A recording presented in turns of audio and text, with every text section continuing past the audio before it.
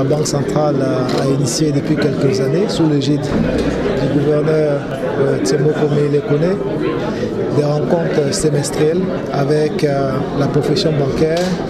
représentée par le président de la fédération et tous les présidents des associations professionnelles de banques et établissements financiers des pays de l'Union, avec également les proches collaborateurs de M. le gouverneur.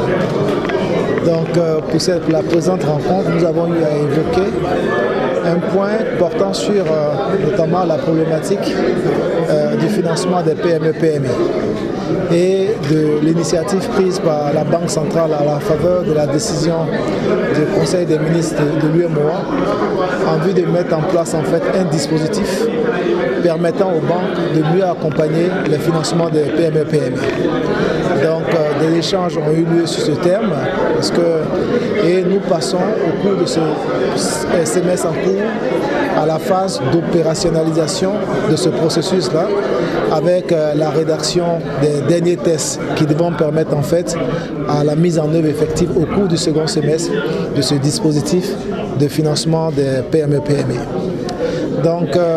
en marge de ce point principal, en fait, la profession également a évoqué certaines préoccupations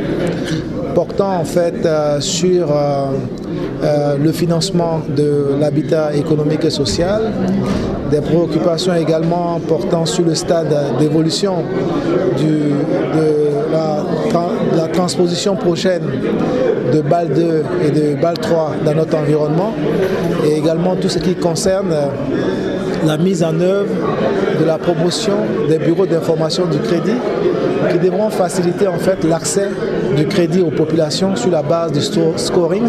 Et je profite en fait de votre micro pour lancer un appel aux populations afin qu'elles puissent répondre favorablement, notamment les clients des banques, au principe de consentement qui est requis en fait dans ce cadre-là.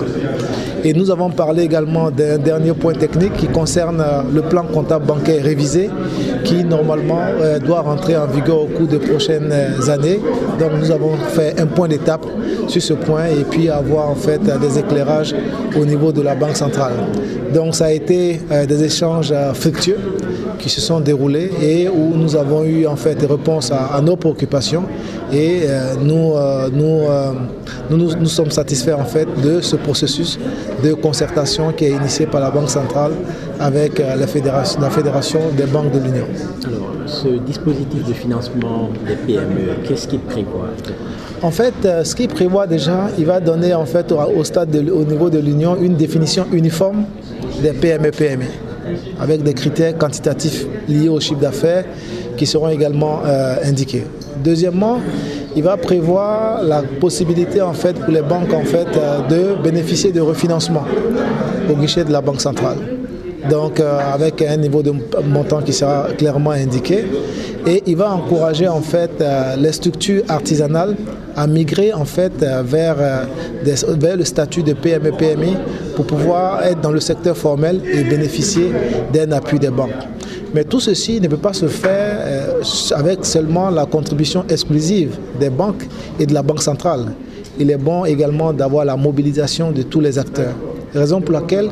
il y aura des comités nationaux de suivi du financement des PME-PMI qui seront installés dans nos différents pays, composés des représentants des ministères des Finances, des représentants également du secteur privé, du patronat, des groupements des PME-PMI et également de la profession bancaire. Et il y aura également un comité d'identification des structures d'appui. Parce que vous savez, au niveau des PME-PMI, il faut qu'au niveau des États, on puisse encourager les structures d'encadrement à les appuyer dans le cadre de leur fonctionnement en termes d'assistance, en termes de renforcement de capacité, en termes également d'assistance comptable à l'égard de ces entités-là pour qu'elles puissent avoir des états financiers qui soient fiables. Parce que dans notre définition, la PME, ça sera celle qui aura un registre de commerce et qui aura à terme en fait des états financiers. Même lorsqu'elle n'a pas d'état financier, l'idée est de voir à partir de sa situation de trésorerie comment est-ce qu'on peut l'accompagner en termes de financement. Voici un peu ce que je pouvais vous indiquer par rapport à cette préoccupation-là.